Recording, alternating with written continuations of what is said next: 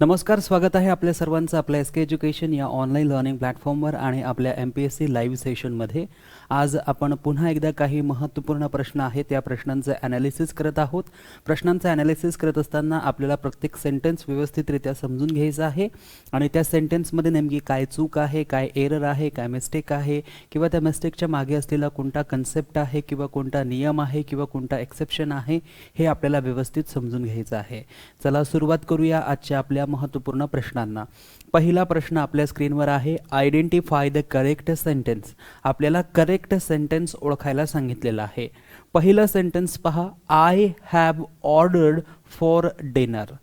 I have ordered for dinner या सेंटेन्समध्ये जर आपण पाहिलं तर सुरुवात झालेली आहे आयने. आय नंतर यूज केलेला आहे हॅव, बरोबर आहे.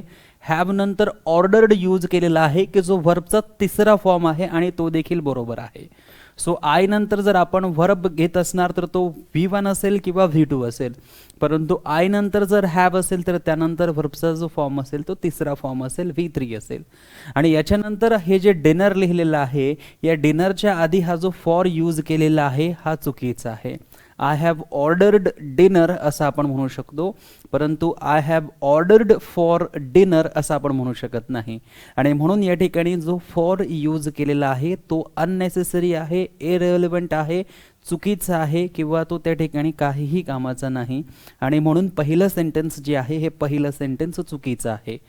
आता दुसरं सेंटेन्स पहा. I reached at Delhi only this morning. I reached at Delhi.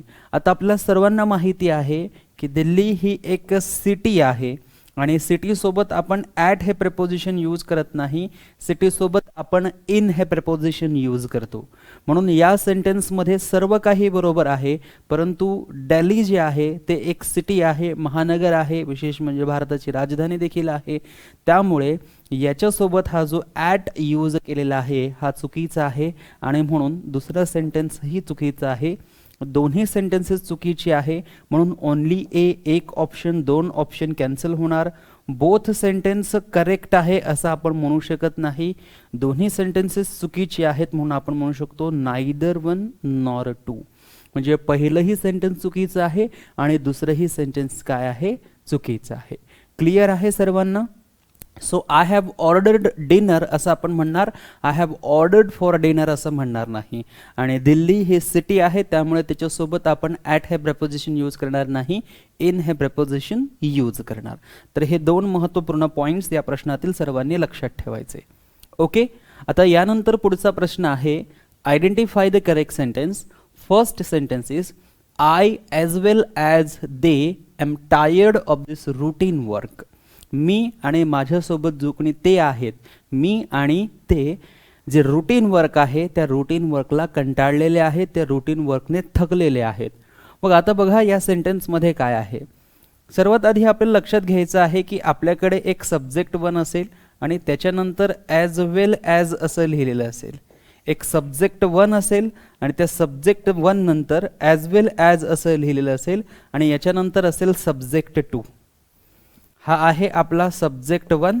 यानंतर याला जोडलेला आहे ॲज वेल ॲजने, कुणासोबत, सब्जेक्ट टू सोबत.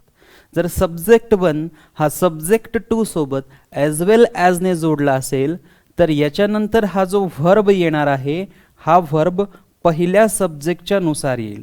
म्हणजे पहिला जो सब्जेक्ट असेल त्या पहिल्या सब्जेक्टनुसार आपल्याला इकडे व्हर्ब घ्यावा लागेल.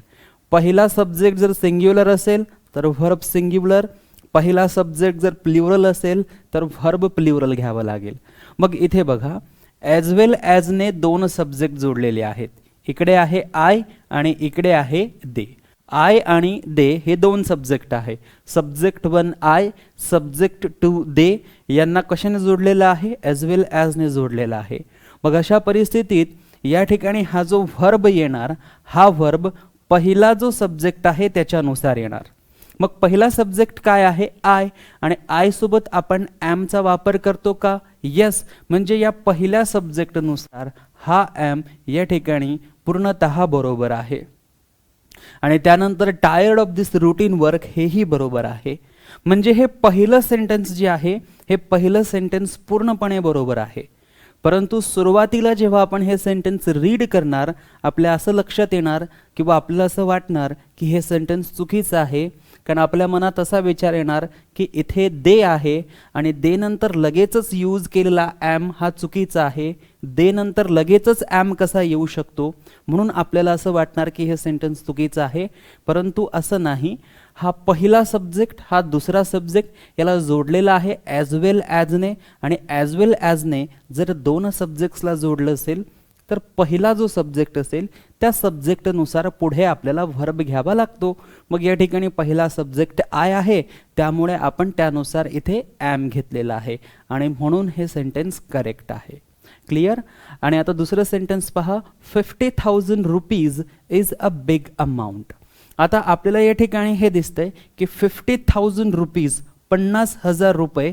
सो या ठिकाणी रुपीज आहे आणि या रुपीज नंतर हा जो इज लिहिलेला आहे हा इज चुकीचा आहे असं आपल्या बऱ्याच जणांना वाटेल, परंतु हेही चुकीचं आहे. 50,000 rupees is a big amount म्हणजे एका पारड्यात तुम्हाला सांगितलेलं आहे की हे 50,000 रुपीज आहेत. एका पारड्यात तुम्हाला सांगितलेलं आहे की हे 50,000 काय आहेत, रुपीज आहेत. आणि इज म्हणजे काय, इक्वल टू.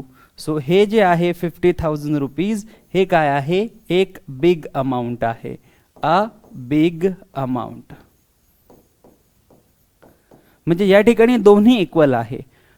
50,000 रुपीज आणि हा इज म्हणजे बरोबर आणि पुढे आहे अ बिग अमाऊंट. म्हणजे जे 50,000 रुपये आहे तेच काय आहे, एक बिग अमाऊंट आहे, एक मोठी रक्कम आहे. आणि या ठिकाणी एक मोठी रक्कम यामुळे जर आपण 50,000 रुपीजला काउंट करत असू तर या ठिकाणी या अ बिग अमाऊंटमुळे आपल्याला 50,000 रुपीज नंतर हा इज वापरायचा आहे, कारण अमाऊंट जी आहे ती कशी आहे, एक आहे. या ठिकाणी अमाऊंट कशी घेतलेली आहे, पूर्णतः एक घेतलेली आहे आणि अमाऊंट घेतलेली आहे म्हणून आपल्याला त्या ठिकाणी काय यूज करावं लागणार, इज यूज करावं लागणार. आणि म्हणून हे सेंटेन्स देखील कसं आहे, बरोबर आहे. तर हे दोन्ही सेंटेन्सेस बरोबर आहेत. दोन्हीही सेंटेन्सेस बरोबर असल्यामुळे ऑप्शन 3 जे आहे हे आपलं राईट ऑप्शन होईल. क्लिअर. सो या ठिकाणी 50,000 rupees is a big amount सांगितलेलं आहे, तर हे सेंटेन्स या ठिकाणी पूर्णतः बरोबर आहे. कोणाला काही अडचण असेल, काही समजलं नसेल तर आपण कमेंट बॉक्समध्ये त्या पद्धतीने लिहू शकतात. पुन्हा एकदा हे सर्व तुम्हाला मी समजून सांगू शकतो. ओके. सागर सरांनी ऑलरेडी उत्तर 3 दिलेलं आहे, अगदी बरोबर आहे सागर सरांचं उत्तर. यानंतर आपण घेऊया आजचा पुढचा प्रश्न. Identify the correct sentence or sentences. First sentence is can you tell me why are you late. आणि सेकंड सेंटेन्स आहे can you tell me why you are late. आता बघा सेंटेन्स काय आहे. कॅन यू टेल मी हा एक प्रश्न आहे. कॅन यू टेल मी हा एक प्रश्न आहे. कॅन यू टेल मी हा एक प्रश्न असल्यामुळे वाक्याच्या शेवटी क्वेश्चन मार्क येणार हे निश्चित आहे. आणि म्हणून पहिल्या वाक्यात देखील क्वेश्चन मार्क आहे, दुसऱ्या वाक्यात देखील क्वेश्चन मार्क आहे. आता बघा पहिल्या वाक्यामध्ये कॅन यू टेल मीने सुरुवात झालेली आहे, दुसऱ्या वाक्यातही कॅन यू टेल मीने सुरुवात झालेली आहे आणि दोन्ही वाक्यामध्ये कॅन यू टेल मी नंतर वाय हा शब्द आलेला आहे. मग हा जो वाय शब्द आहे हा एक WH वर्ड आहे आणि जेव्हा हा सेंटेन्सच्या मध्ये येईल, जेव्हा हा सेंटेन्सच्या मध्ये येईल तेव्हा हा प्रश्न विचारण्याचं काम करणार नाही. आणि हा जर प्रश्न विचारण्याचं काम करणार नाही तर या WH शब्दानंतर सरळ सरळ आपल्याला सब्जेक्ट घ्यावा लागेल. प्रश्न विचारण्याचं काम WH या ठिकाणी करणार नाही. म्हणजे हा वाय जो आहे हा वाय या ठिकाणी प्रश्न विचारण्यासाठी येत नाहीये, हा एक क्लॉज बनवण्यासाठी येत आहे. मग वाय हा जर प्रश्न बनवण्यासाठी येत नाहीये तर वाय नंतर लगेचच आपल्याला या ठिकाणी हेल्पिंग वर्ब घेता येणार नाही आणि हे चुकीचं आहे, म्हणून पहिलं सेंटेन्स चुकीचं होणार. आणि या ठिकाणी वाय हा प्रश्न विचारतोय का, नाही, कारण वाय नंतर सरळ सरळ सब्जेक्ट आहे, सब्जेक्ट नंतर व्हर्ब आहे आणि व्हर्ब नंतर या ठिकाणी सेंटेन्स पुढे कंटिन्यू झालेला आहे. आणि क्वेश्चन मार्क का दिलेला आहे तर कॅन यू टेल मी हा ऑलरेडी एक क्वेश्चन आहे म्हणून शेवटी क्वेश्चन मार्क दिलेला आहे. तर या पद्धतीने आपलं सेंटेन्स बी जे आहे हे सेंटेन्स बी बरोबर आहे, परंतु सेंटेन्स ए जे आहे ते चुकीचं आहे. का चुकीचं आहे? कॅन यू टेल मी ने ऑलरेडी क्वेश्चन क्रिएट केलेला आहे, त्यामुळे WH पुढे क्वेश्चन क्रिएट करणार नाही, तो प्लेनली चालणार. म्हणून वाय नंतर आर चुकीचं आहे. आधी वाय नंतर यू घ्यायचा, मग आर घ्यायचा, मग पुढे सेंटेन्स कंटिन्यू करायचं की जे दुसऱ्या सेंटेन्समध्ये आहे. आणि म्हणून या ठिकाणी दुसरं सेंटेन्स बरोबर आहे. दुसरं सेंटेन्स बरोबर आहे म्हणजे ओनली बी बरोबर आहे. सो ओनली बी जर आपण पाहिलं तर ते दुसऱ्याच ऑप्शनमध्ये आपल्याला दिसते, म्हणून सेकंड ऑप्शन जे आहे ते आपल्यासाठी करेक्ट ऑप्शन आहे. क्लिअर आहे सर्वांना? ओके. करुणा जोंधळे मॅडम यांनी ऑप्शन 1 हे उत्तर दिलेलं आहे. बऱ्याचदा असं कन्फ्युजन आपलं होत असतं, कारण आपल्याला हा प्रश्न अगदी योग्य वाटतो, परंतु हाच पॉईंट लक्षात ठेवायचा आहे. इथे ऑलरेडी क्वेश्चन क्रिएट झालेला आहे, त्यामुळे पुढे क्वेश्चन क्रिएट करण्याची गरज नाही. पुढे जे सेंटेन्स असेल ते प्लेन असेल, पुढे जे सेंटेन्स असेल तो क्वेश्चन असणार नाही, आणि त्यामुळे बी बरोबर आहे, आणि म्हणून सेकंड ऑप्शन जे आहे ते बरोबर आहे. क्लिअर आहे सर्वांना? ओके. आता यानंतर आजचा आपला चौथा प्रश्न आहे. Identify the correct sentence or sentences. First sentence is this is the most oldest theatre in London. आता बघा, this is the most oldest theatre. आता हा ओल्डेस्ट शब्द आपल्याला व्यवस्थित लक्षात घ्यायचा आहे. लहानपणापासून आपल्याला सांगितलं जातं की 3 डिग्री आहेत. पहिली पॉझिटिव्ह डिग्री आहे ओल्ड, दुसरी कॉम्पॅरेटिव्ह डिग्री आहे ओल्डर, आणि तिसरी कॉम्पॅरेटिव्ह डिग्री आहे ओल्डेस्ट. मग जर ओल्ड ही पॉझिटिव्ह डिग्री आहे, ओल्डर ही कंपॅरेटिव्ह डिग्री आहे, ओल्डेस्ट ही जर सुपरलेटिव्ह डिग्री आहे, तर ओल्डेस्टला मोस्ट लावायची काहीच गरज नाही आहे. किंबहुना ओल्डेस्टला जर आपण मोस्ट लावला की आपलं सेंटेन्स चुकणार. आणि हेच पहिल्या सेंटेन्समध्ये करण्यात आलेलं आहे की this is the oldest theatre in London, असंच आपलं सेंटेन्स बरोबर असतं. This is the oldest theatre in London असंच आपलं सेंटेन्स बरोबर होतं. परंतु या ओल्डेस्टच्या आधी हा जो मोस्ट वापरलेला आहे हा मोस्ट चुकीचा आहे, याची अजिबात गरज नव्हती, आणि म्हणून पहिलं सेंटेन्स जे आहे हे पहिलं सेंटेन्स चुकीचं आहे. क्लिअर? आणि दुसरं सेंटेन्स पहा. This theatre is more older than that. आता या सेंटेन्समध्ये कंपॅरिझन केलेली आहे की हे थिएटर त्या थिएटरपेक्षा जुनं आहे. मग या ठिकाणी बघा, ओल्डर काय आहे? एक कंपॅरेटिव्ह डिग्री. ऑलरेडी ओल्डर ही कंपॅरिझन करते. ओल्डर ही ऑलरेडी एक कंपॅरेटिव्ह डिग्री आहे आणि तिचं काम कंपॅरिझन करण्याचं आहे, त्यामुळे त्याच्या आधी मोर हा शब्द लिहायची अजिबात गरज नाही. आणि म्हणून हेही सेंटेन्स या ठिकाणी चुकीचं आहे. दोन्ही सेंटेन्सेस चुकीची आहे. पहिल्या सेंटेन्समधील जर मोस्ट आपण रिमूव्ह केलं आणि सेंटेन्स रीड केलं तर ते बरोबर होईल, परंतु पहिल्या सेंटेन्समध्ये ओल्डेस्ट सोबत आपण मोस्टचा वापर केला तर आपलं सेंटेन्स चुकणार. दुसऱ्या सेंटेन्समध्ये फक्त ओल्डर बरोबर होतं, त्याच्या आधी मोरची काहीही गरज नव्हती, परंतु मोर लिहून तिथे एक मिस्टेक क्रिएट करण्यात आलेली आहे. आणि अशा प्रकारच्या मिस्टेक या आपल्याला MPSCच्या सेंटेन्स परीक्षेमध्ये जे काही सेंटेन्सेस क्वेश्चन्स विचारले जातात त्यामध्ये केल्या जातात, आणि म्हणून या पॉईंट्सला आपल्याला व्यवस्थित लक्षात ठेवायचं आहे. सो दोन्ही सेंटेन्सेस चुकीची आहेत, म्हणून आपल्याला चौथा ऑप्शन सिलेक्ट करावा लागेल. पहिलं, दुसरं आणि तिसरं ऑप्शन होणार नाही. तर हा पॉईंट सर्वांनी व्यवस्थित लक्षात ठेवायचा की जी ऑलरेडी कंपॅरेटिव्ह डिग्री आहे तिला मोरची गरज नाही, आणि जे ऑलरेडी सुपरलेटिव्ह डिग्री आहे त्याला मोस्टची गरज नाही. हां, ज्यांना ER किंवा EST लावून कंपॅरेटिव्ह किंवा सुपरलेटिव्ह करता येत नाही त्यांच्यासोबत आपण मोर आणि मोस्टचा वापर करतो. जसं की ब्युटिफुलचं कंपॅरेटिव्ह करताना ब्युटिफुलर करता येत नाही आणि सुपरलेटिव्ह करताना ब्युटिफुलेस्ट करता येत नाही, म्हणून आपण ब्युटिफुलचं कंपॅरेटिव्ह करण्यासाठी काय करतो? मोर ब्युटिफुल करतो, आणि ब्युटिफुलचं सुपरलेटिव्ह करण्यासाठी मोस्ट ब्युटिफुल करतो. परंतु ओल्डर हे ऑलरेडी कंपॅरेटिव्ह आहे, ओल्डेस्ट हे ऑलरेडी सुपरलेटिव्ह आहे, त्यामुळे याच्या आधी मोर किंवा ओल्डेस्टच्या आधी मोस्ट लावायची गरज नाही, आणि म्हणून दोन्हीही सेंटेन्सेस चुकीची आहेत. छोटासा पॉईंट लक्षात ठेवायचा. यानंतर पुढील सेंटेन्स आहे identify the correct sentence. Sentence is he not only lost his money but also his luggage. आता बघा, आपण काल आयदर ऑरची सेंटेन्सेस पाहिलीत, नायदर नॉरची सेंटेन्सेस पाहिलीत.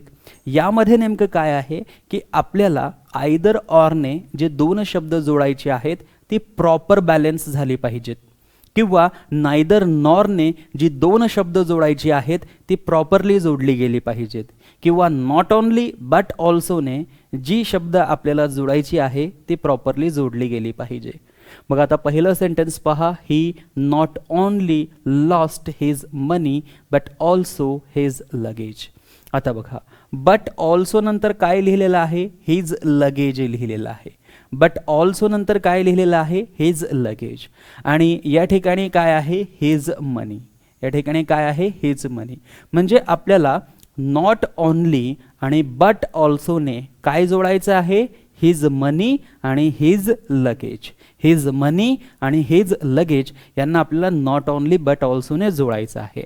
मग जसं या हिज लगेजच्या आधी बट ऑल्सो लिहिलेलं आहे, अगदी हिज मनीच्या आधी नॉट ओनली यूज व्हायला हवं होतं.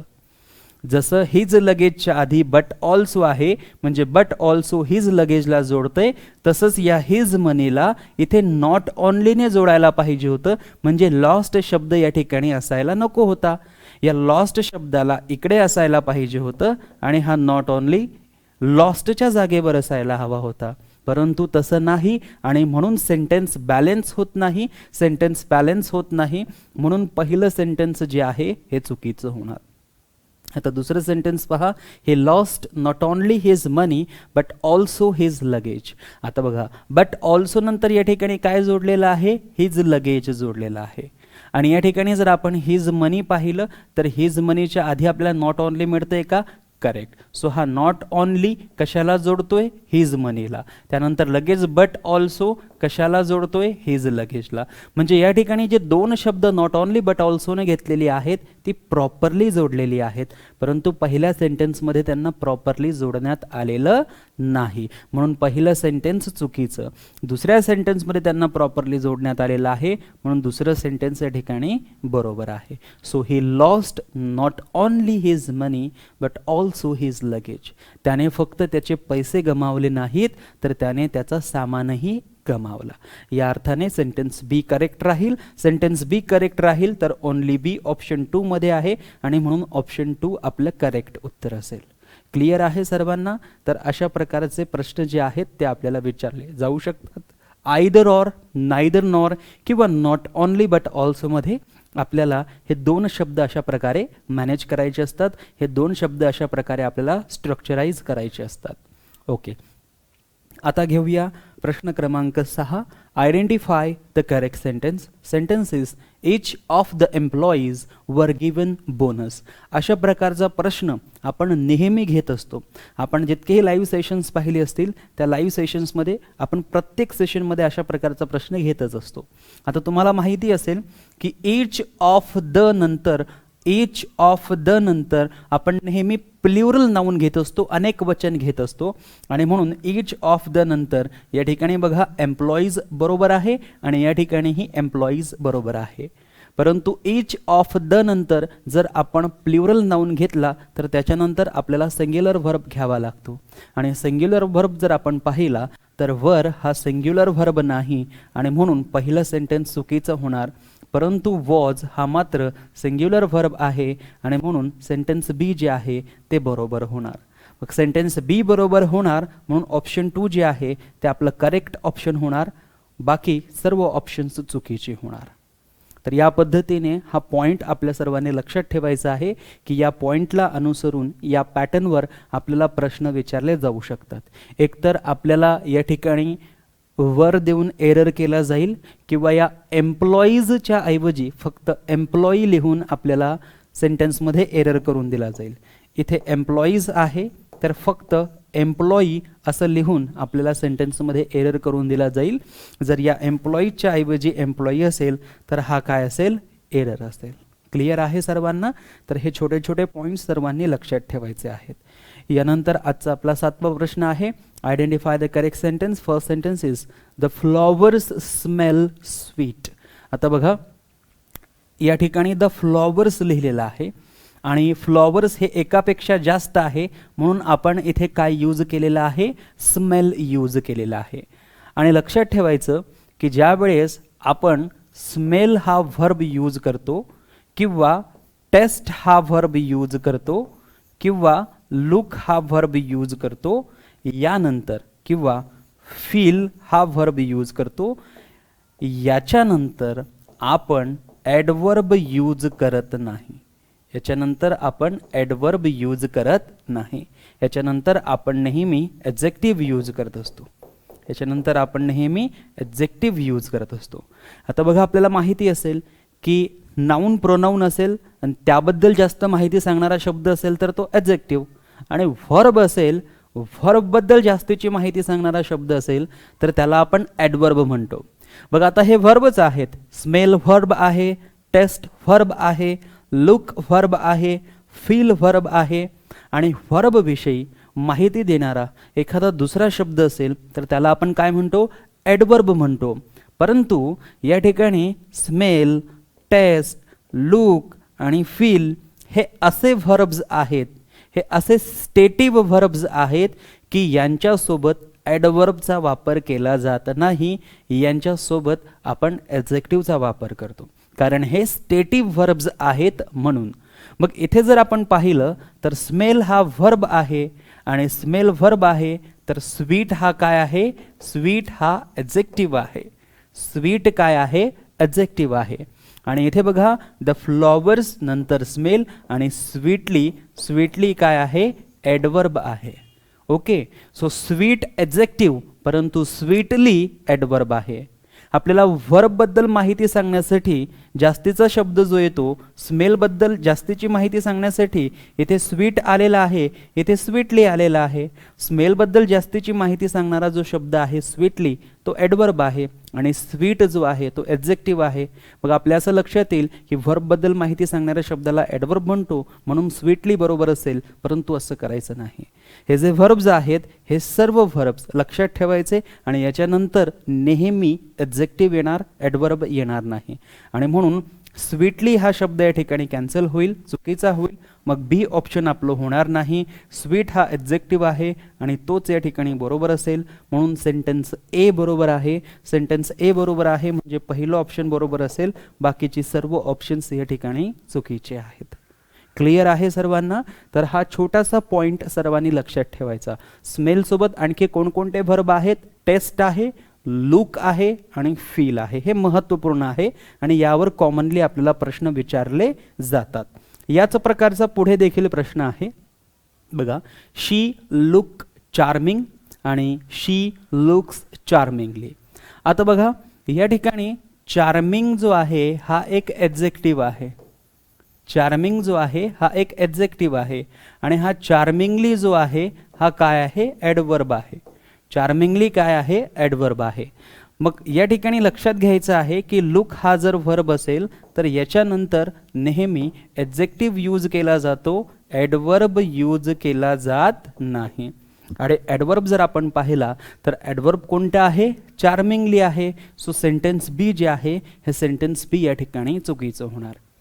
आता सेंटेन्स ए बद्दल जर आपण केला तर लुक आहे आणि लुकसाठी चार्मिंग ॲडजेक्टिव्ह बरोबर आहे, परंतु लुक या ठिकाणी बरोबर आहे का? तर अजिबात नाही. कारण शी किंवा ही किंवा सिंग्युलर नाऊनने जेव्हा आपल्या सेंटेन्सची सुरुवात होईल तेव्हा आपण फक्त लुक लिहत नाही, तर लुकला आपण काय जोडतो? लुकला आपण एस जोडतो आणि त्याचं लुक्स करतो. बघा, या ठिकाणी ज्याप्रमाणे शी यूज केलेला आहे त्यासाठी करेक्टली व्हर्ब कोणता यूज केलेला आहे? लुक्स यूज केलेला आहे. आणि इथे जर आपण पाहिलं तर तोच सेंटेन्समध्ये सब्जेक्ट आहे, परंतु लुक्सच्या ऐवजी लुक आहे, म्हणजे इथे लुक हा शब्द चुकीचा आहे आणि म्हणून सेंटेन्स ए चुकीचा आहे. सो जरी आपण ॲडजेक्टिव्ह आणि ॲडवर्बचा नियम या ठिकाणी लावण्याचा प्रयत्न केला तरी आपल्याला या ठिकाणी बेसिक एरर हा प्रेझेंट इंडेफिनिट टेन्सचा येतोय की शी नंतर लुक येणार नाही, लुक्स येईल, आणि हे सर्वांनी लक्षात ठेवायचं. सो कोणतंही सेंटेन्स बरोबर नाही म्हणून आपल्याला चौथं ऑप्शन जे आहे ते चौथं ऑप्शन सिलेक्ट करावं लागणार. क्लिअर आहे सर्वांना? कुणाला काही समजत नसेल तर आपण कमेंट बॉक्समध्ये त्याबद्दल विचारणा करू शकतात. यानंतर आपला पुढचा प्रश्न आहे identify the correct sentence. Tell me where is your book. आता बघा, या ठिकाणी टेल मी, मला सांग, tell me, tell me, tell me. So या ठिकाणी जर आपण पाहिलं तर टेल मी असं सांगितलेलं आहे. सो टेल मी हा काय आहे? टेल मी हा या ठिकाणी असलेला एक इम्पेरेटिव्ह सेंटेन्स आहे की मला सांग. टेल मी, मला सांग. आता याच्यानंतर हा जो वेअर आहे किंवा याच्यानंतर हा जो वेअर आहे किंवा याच्यानंतर हा जो वेअर आहे हा या ठिकाणी प्रश्न विचारण्याचं काम करणार नाही, कारण ऑलरेडी या ठिकाणी सुरुवात कोणी केलेली आहे, इम्पेरेटिव्ह सेंटेन्सने केलेली आहे, टेल मीने. मग यानंतर वेअरने सुरू झालेलं जे वाक्य असेल ते प्रश्न असणार नाही. म्हणजे वेअरने सुरू झालेल्या वाक्यामध्ये वेअर नंतर आपल्याला हेल्पिंग व्हर्ब घ्यावा लागणार नाही. वेअर नंतर लगेचच आपल्याला सब्जेक्ट मिळाला पाहिजे. मग या ठिकाणी बघा इथे वेअर नंतर हा हेल्पिंग व्हर्ब आहे म्हणून पहिलं सेंटेन्स चुकीचं आहे. त्यानंतर या ठिकाणी वेअर नंतर युअर बुक हा सब्जेक्ट आहे आणि या ठिकाणी बघा युअर बुक हा सब्जेक्ट आहे. आणि त्यानंतर आपण पाहू शकतो इथे लिहिलेलं आहे इज आणि इथेही लिहिलेलं आहे इज. परंतु आता मला सांगा की हा जो टेल मी आहे हा प्रश्न विचारलेला आहे का? नाही. टेल मी म्हणजे काय? मला सांग. टेल मी म्हणजे काय? मला सांग. हा प्रश्नार्थक वाक्यांमध्ये येत नाही. एक आज्ञार्थी वाक्य आहे, कमांड आहे किंवा एक ऑर्डर आहे की मला सांग. सो त्यानुसार हा जर प्रश्न नाही, टेल मी हा जर प्रश्न नाही तर याच्या शेवटी प्रश्नचिन्ह येणार नाही आणि म्हणून सेंटेन्स बी जे आहे सेंटेन्स बी कॅन्सल होणार. फक्त या ठिकाणी सेंटेन्स सी जे आहे तेच बरोबर होईल आणि सेंटेन्स सी बरोबर होईल म्हणून आपल्याला पहिलं ऑप्शन चूज करावं लागेल. बाकीची सर्व ऑप्शन्स जी आहेत ती या ठिकाणी चुकीची होणार. क्लिअर आहे सर्वांना? टेल मी वरवर जरी आपल्याला प्रश्नासारखं वाटत असलं तरी वाटणं महत्त्वाचं नाही आहे. ते नेमकं काय आहे तर ते एक इम्पेरेटिव्ह सेंटेन्स आहे आणि इम्पेरेटिव्ह सेंटेन्सने जर वाक्याची सुरुवात झाली तर शेवटी क्वेश्चन मार्क देत नाही आणि म्हणून आपण हे दुसरं सेंटेन्स कॅन्सल केलेलं आहे, चुकीचं आहे. सेंटेन्स सी जे आहे ते बरोबर आहे म्हणून ऑप्शन 1 अगदी बरोबर असेल. समजलं असेल सर्वांना? पुढचा प्रश्न घेऊया. Identify the correct sentence. First sentence is this room is much large. This room is much large. बघा याचा छोटासा नियम सर्वांना माहिती असला पाहिजे. ज्यावेळेस आपण लार्ज म्हणतो तर लार्ज काय आहे? एक ॲडजेक्टिव्ह आहे. लार्ज काय आहे? एक ॲडजेक्टिव्ह आहे आणि ते पॉझिटिव्ह डिग्रीचं ॲडजेक्टिव्ह आहे. लार्ज, लार्जर आणि लार्जेस्ट हे आपल्या सर्वांना माहिती असेल. लार्ज काय आहे? हे पॉझिटिव्ह डिग्री आहे. त्यानंतर लार्जेस्ट आपल्याला माहिती असेल, लार्जर कॉम्पॅरेटिव्ह डिग्री आणि त्यानंतर largest superlative degree. Positive, comparative, superlative degree. मग ज्यावेळेस आपण पॉझिटिव्ह डिग्रीचा वापर करतो वाक्यामध्ये याच्यासोबत मचचा वापर करत नाही, याच्यासोबत आपण व्हेरीचा वापर करतो. आणि जेव्हा लार्जरचा वापर होतो तेव्हा लार्जर सोबत आपण व्हेरीचा वापर करत नाही, कॉम्पॅरेटिव्ह सोबत आपण नेहमी मचचा वापर करतो. मग आता बघा इथे लार्ज जर पॉझिटिव्ह डिग्रीचं ॲडजेक्टिव्ह आहे तर याच्या आधी मच जे लिहिलेलं आहे ते चुकीचं आहे. या मचच्या ऐवजी व्हेरी हा ॲडवर्ब बसायला हवा होता आणि म्हणून हे सेंटेन्स या ठिकाणी काय आहे? चुकीचं आहे. आता दुसरं सेंटेन्स पहा. This room is much larger than that room. ही रूम त्या रूमपेक्षा लार्जर आहे, ही रूम त्या रूमपेक्षा मोठी आहे. मग आता बघा लार्जर कॉम्पॅरेटिव्ह डिग्री, त्यानंतर दॅन, त्यानंतर दॅट रूम आणि दिस रूमची कंपॅरिझन केलेली आहे. आपण पाहू शकतो लार्जर कॉम्पॅरेटिव्ह डिग्री आहे, याच्यासोबत आपण मच वापरतो आणि म्हणून दुसरं सेंटेन्स सेंटेन्स बी जे आहे हे अगदी बरोबर आहे. आता तिसरं सेंटेन्स पहा. This room is very larger than the other. आता बघा या ठिकाणी लार्जर लिहिलेलं आहे कॉम्पॅरेटिव्ह डिग्री, त्यानंतर दॅन, त्यानंतर द अदर म्हणजे जी दुसरी रूम आहे त्या दुसऱ्या रूमची तुलना या रूमसोबत केलेली आहे, प्रेझेंटमध्ये तुलना केलेली आहे. परंतु लार्जरच्या आधी हा जो व्हेरी आहे हा चुकीचा आहे, कारण कोणत्याही कॉम्पॅरेटिव्ह डिग्रीसोबत आपण व्हेरी लिहत नाही, कॉम्पॅरेटिव्ह डिग्रीच्या आधी आपण मच लिहित असतो आणि म्हणून ह्या कॉम्पॅरेटिव्ह डिग्रीच्या आधी हा व्हेरी चुकीचा आहे म्हणून सेंटेन्स सी चुकीचं होणार. फक्त एकच सेंटेन्स बरोबर आहे, सेंटेन्स बी, आणि सेंटेन्स बी हे ऑप्शन 3 मध्ये आहे म्हणून ऑप्शन 3 आपल्यासाठी करेक्ट ऑप्शन होणार. क्लिअर? टेल मीच्या सेंटेन्समध्ये लास्टला नेहमी हेल्पिंग व्हर्ब येतो का? बघा सेंटेन्सची सुरुवात ही टेल मीने झालेली आहे आणि टेल म्हणजे काय? एक व्हर्ब आहे आणि सेंटेन्सची सुरुवात जर व्हर्बने होत आहे तर ते एक एम्पेरेटिव्ह सेंटेन्स आहे आणि त्याला पुढे एक क्लॉज जोडला जातोय की जो वेअरने किंवा वॉटने किंवा हूने किंवा हाऊने किंवा वेनने आपण त्याची सुरुवात करत असतो. म्हणजे हे पूर्णतः एक एम्पेरेटिव्ह सेंटेन्स आहे की ज्याच्यामध्ये आपल्याला एक सबऑर्डिनेट क्लॉज पाहायला मिळतो आणि म्हणून तो WHचा जो काही प्रश्न आपल्याला वाटतो तो प्रश्न नसतो, तो एक सबऑर्डिनेट क्लॉज असतो. क्लिअर आहे सर?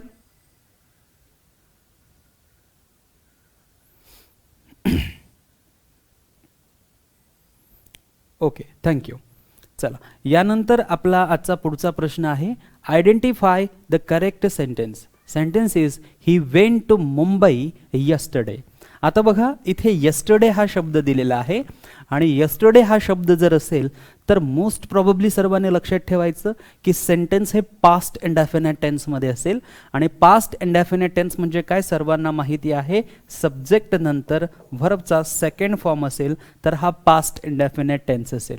या ठिकाणी सब्जेक्ट काय आहे, ही, आणि वेंट काय आहे, वेंट आहे व्हर्बचा सेकंड फॉर्म. म्हणजे हे सेंटेन्स या ठिकाणी अगदी बरोबर आहे. He went to Mumbai yesterday, काल तो मुंबईला गेला. आता दुसरं सेंटेन्स पहा, वी हॅव गॉन देअर, आम्ही त्या ठिकाणी गेलेलो आहोत लास्ट वीक. आता पुढे हा एक शब्द आलेला आहे लास्ट वीक. हाही सर्वांनी लक्षात ठेवायचा की जेव्हा जेव्हा आपल्या सेंटेन्समध्ये last week, last year, last decade, last century, last month असं येईल त्यावेळेस ते वाक्य नेहमी पास्ट इंडेफिनिट टेन्सच राहणार आहे. म्हणून सब्जेक्ट नंतर V2 हा फार महत्त्वाचा आहे आणि या ठिकाणी सब्जेक्ट काय आहे, वी, परंतु यानंतर हॅव गॉन जो आहे हा प्रेझेंट परफेक्ट टेन्स आहे. इथे देखील आपल्याला वेंट हाच शब्द यूज करायला हवा होता, तेव्हा आपलं सेंटेन्स बरोबर झालं असतं की we went there last week, मागच्या आठवड्यात आम्ही तिथे गेलो. बरं, या ठिकाणी जर आपण हॅव गॉन असं लिहिणार तर मग पुढे लास्ट वीक लिहू नका. हॅव गॉन असं लिहायचं असेल तर लास्ट वीक लिहू नका, परंतु लास्ट वीक लिहिलेलं आहे त्यामुळे क्लिअरली आपल्याला इंडिकेट होते की हे वाक्य पास्ट इंडेफिनिट टेन्समध्ये असलं पाहिजे. म्हणजे या सेंटेन्सचं पॅटर्न किंवा स्ट्रक्चर सब्जेक्ट प्लस V2 सारखं असलं पाहिजे. सब्जेक्ट तर आहे परंतु V2 नाही, म्हणून सेंटेन्स चुकीचं. सेंटेन्स बी चुकीचं असल्यामुळे फक्त ए बरोबर असेल, म्हणून ऑप्शन 1 आपल्याला फायनलाइज करावं लागेल. बाकीची सर्व ऑप्शन्स या ठिकाणी चुकीची होतील. क्लिअर आहे सर्वांना? तर अत्यंत सोपा प्रश्न होता. यानंतर पुढचा प्रश्न आहे choose the correct sentence. First sentence is gold is a precious metal. आता बघा, गोल्ड सर्वांना माहिती आहे एका मेटलचं नाव आहे. मेटल सोबत आपण आर्टिकल वापरू शकतो. मेटल सोबत आपण आर्टिकल ए किंवा आर्टिकल द वापरू शकतो, परंतु मेटलची जी नावं आहेत, समजा मेटल कोणतं आहे, गोल्ड, मेटल कोणतं आहे, सिल्वर, मेटल कोणतं आहे, आयर्न, मेटल कोणतं आहे, ब्रॉन्झ, तर याच्या आधी आपण आर्टिकल ए किंवा आर्टिकल ॲन वापरू शकत नाही आणि म्हणून गोल्डच्या आधी आर्टिकल वापरलेलं नाही आहे. आता या ठिकाणी मेटल लिहिलेलं आहे ते अगदी बरोबर आहे. मेटलच्या आधी प्रेशस लिहिलेलं आहे तर हे प्रेशस देखील बरोबर आहे. आणि मेटल हे एक नाऊन असून नाऊनबद्दलची माहिती सांगण्यासाठी प्रेशस हा एक ॲडजेक्टिव्ह आहे. ॲडजेक्टिव्हचा उच्चार प्रेशस असा सुरुवातीला प्रे असा उच्चार होतो आणि म्हणून यासोबत आर्टिकल ए जोडावा लागेल. सो हा आर्टिकल ए देखील बरोबर आहे. म्हणून पहिलं सेंटेन्स जे आहे हे पहिलं सेंटेन्स बरोबर आहे. पहिलं सेंटेन्स बरोबर आहे म्हणून या ठिकाणी आपले ए, बी किंवा डी जी आहे ती ऑप्शन्स बनू शकतात, परंतु सी ऑप्शन आपलं कोणत्याही परिस्थितीत उत्तर होणार नाही. आता पुढे बघा, the gold mine here is of poor quality. आता या ठिकाणी गोल्ड बद्दल बोललेलं नाहीये, या ठिकाणी गोल्डची जी माइन आहे त्याबद्दल बोललं जात आहे. आणि गोल्ड जी माइन आहे ती कॉमन नाहीये. गोल्ड माइन हिअर, इथली जी गोल्ड माइन आहे ती पुअर क्वालिटीची आहे. इथली जी गोल्ड माइन आहे ती पुअर क्वालिटीची आहे. म्हणजे प्रत्यक्षात जी गोल्ड माइन आहे तिला या ठिकाणी डेफिनेट करण्यात आलेलं आहे इथली, of here. So gold mine here, इथली जी गोल्ड माइन आहे या हिअर शब्दामुळे ही गोल्ड माइन डेफिनेट झाली आणि डेफिनेट झाल्यामुळे आपल्याला इथे आर्टिकल द जोडावा लागला. म्हणजे सेकंड सेंटेन्स जे आहे हे सेकंड सेंटेन्स अगदी बरोबर आहे. अँड द लास्ट सेंटेन्स बघा, the breakfast is at 8 o'clock. The breakfast जर आपण पाहिलं तर या ठिकाणी ब्रेकफास्ट हा शब्द जो आहे याच्या आधी आपण कोणताही आर्टिकल जोडत नाही आणि म्हणून सेंटेन्स 3 या ठिकाणी चुकीचं होणार. सेंटेन्स 3 चुकीचं होणार म्हणून 1 and 2 बरोबर होतील. सो या ठिकाणी सेंटेन्स ऑप्शन ए कॅन्सल करावा लागेल आणि ऑप्शन डी कॅन्सल करावा लागेल. फक्त ऑप्शन बी जे आहे 1 and 2 हेच आपलं करेक्ट उत्तर या ठिकाणी होणार आहे. क्लिअर आहे सर्वांना. आणि यानंतरचा आपला पुढचा प्रश्न आहे identify the correct sentences unless you do not run fast you will not win. आता सर्वांनी लक्षात ठेवायचं आहे की अनलेसचं जे वाक्य आहे, आता हे अनलेसचं वाक्य आहे, हे कुठपर्यंत आहे, या कॉमापर्यंत आहे. हे अनलेसच्या वाक्यामध्ये कधीही नॉट किंवा नेवर येणार नाही किंवा नोही येणार नाही, नेगेटिव्ह शब्द येणार नाही. आणि आपण जर पाहिलं तर अनलेसच्या या वाक्यामध्ये इथे हा नॉट शब्द जो आहे हा नेगेटिव्ह आहे आणि तो चुकीचा असल्यामुळे पहिलं सेंटेन्स या ठिकाणी चुकीचं आहे. आणि आता दुसरं सेंटेन्स पहा, आय एम इन हरी. हे सेंटेन्सही चुकीचं आहे. जेव्हा एखादा व्यक्ती घाईमध्ये असेल किंवा घाईत असेल तर आपण इन अ हरी असं म्हणत असतो. सो या ठिकाणी आर्टिकल ए येणं हे फार महत्त्वाचं आहे. हे मी आर्टिकल चॅप्टरमध्ये तुम्हाला व्यवस्थित समजून सांगितलेलं आहे की या फ्रेज आहेत, या फ्रेजसोबत आपल्याला आर्टिकल ए जोडावा लागतो. So I am in hurry असं चुकीचं असेल, I am in a hurry आपल्याला असं म्हणावं लागेल. सो दोन्ही सेंटेन्सेस चुकीची असल्यामुळे आपल्याला ऑप्शन 4 जे आहे हे पिकअप करावं लागेल. बाकीची सर्व ऑप्शन्स जी असणार ही चुकीची असणार आहे. क्लिअर. आणि यानंतर आपला आजचा पुढचा प्रश्न असेल identify the correct sentence or sentences. You need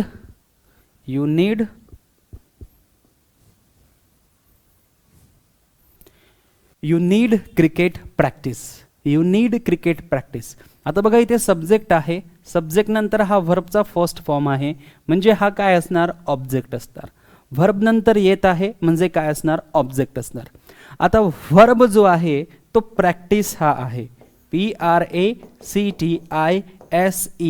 practice हा काय आहे, व्हर्ब. याचा अर्थ होतो सराव करणे, याचा अर्थ होतो सराव करणे, प्रॅक्टिस. जेव्हा शेवटी एस जोडणार तेव्हा PRACTISE. आणि हा जर प्रॅक्टिस असेल जो ICE ने शेवट होतो हा असेल नाउन. जसं आपण ॲडवाइस बद्दल पाहिलं होतं तसंच आपल्याला प्रॅक्टिस बद्दल लक्षात ठेवायचं आहे. आणि याचा अर्थ होतो फक्त सराव, याचा अर्थ होतो फक्त सराव. आणि हा जर पार्ट आपण पाहिला तर हा ऑब्जेक्टचा पार्ट आहे आणि व्हर्ब ऑलरेडी लिहिलेला आहे, त्यामुळे व्हर्ब नंतर लगेचच व्हर्ब येणार नाही, व्हर्ब नंतर लगेचच नाउन येईल. म्हणजेच शेवटी ICE असं असायला हवं होतं आणि इथे ISE असं लिहिलेलं आहे आणि म्हणून सेंटेन्स ए जे आहे सेंटेन्स ए चुकीचं आहे. त्यानंतर पुढील सेंटेन्स पहा, इथे आहे डिड, इथे आहे सब्जेक्ट. आता या सब्जेक्ट नंतर हा असायला पाहिजे व्हर्ब. या सेंटेन्स नंतर या यू नंतर जर हा प्रॅक्टिस व्हर्ब असायला पाहिजे तर त्याचा शेवट ISE ने झाला पाहिजे. परंतु इथे जर तुम्ही पाहिलं तर इथे ICE आहे म्हणजेच तो एक नाउन आहे आणि म्हणून दुसरं सेंटेन्स या ठिकाणी चुकीचं आहे. दुसरं सेंटेन्स चुकीचं असल्यामुळे only A only B both होणार नाही. ऑप्शन डी ऑप्शन 4 जे असेल नाईदर तेच आपल्यासाठी करेक्ट ऑप्शन असेल.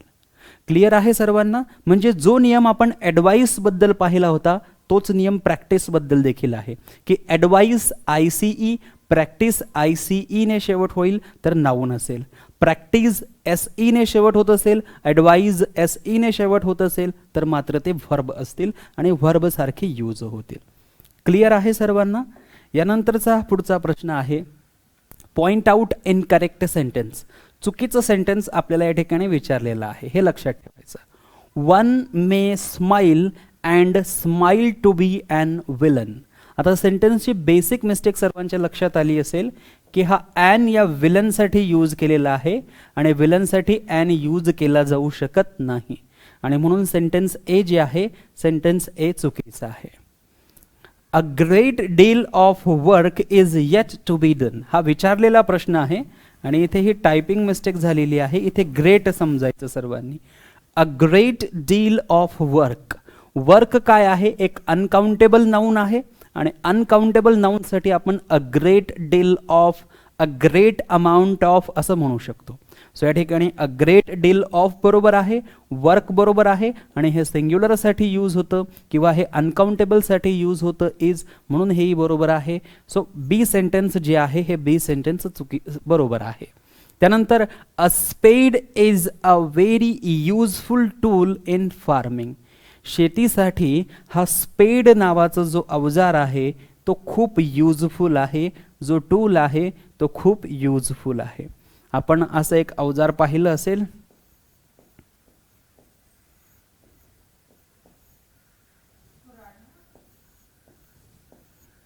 त्याला आपण स्पेड असं म्हणतो, की जे माती वगैरे असेल ते पूर्ण बाहेर काढण्याचा प्रयत्न करतो आपण त्याच्याने. सो हे सेंटेन्सही या ठिकाणी पूर्णतः बरोबर आहे. सो सेंटेन्स ए चुकीचं आहे आणि आपल्याला इनकरेक्ट विचारलेलं आहे, म्हणून आपल्याला ऑप्शन 2 द्यावं लागेल. बाकीची ही सर्व ऑप्शन्स जी आहेत ही काय होणार, चुकीची होणार. आणि अशा पद्धतीने आपण आज ही 15 प्रश्न घेतलेली आहे. या 15 प्रश्नांमध्ये जवळपास 2-2 सेंटेन्सेस याप्रमाणे आपण 30 सेंटेन्सेसवर आपण आज वर्क केलेलं आहे. 30 सेंटेन्सेसची आपण प्रॅक्टिस केलेली आहे आणि 30 सेंटेन्सेस म्हणजे 30 वेगवेगळे रूल्स किंवा कन्सेप्ट किंवा एक्सेप्शन आपण त्यांना समजू शकतो. तर आजच्या सेशनमध्ये फक्त इतकंच. भेटूया उद्याच्या दिवशी, सॅटर्डे आणि संडे ऑफ असेल. आता आपण डायरेक्टली भेटूया मंडेच्या दिवशी, सोमवारच्या दिवशी दुपारी 4 वाजता आणि रात्री 9 वाजता आपल्या MPSC आणि सरळ सेवा लाईव्ह सेशनमध्ये. Okay, thank you Shashikant sir, thank you Sakhare sir, okay, thank you Karuna madam. चला भेटूया आता मंडेला. Thank you so much, take care, bye bye, good night.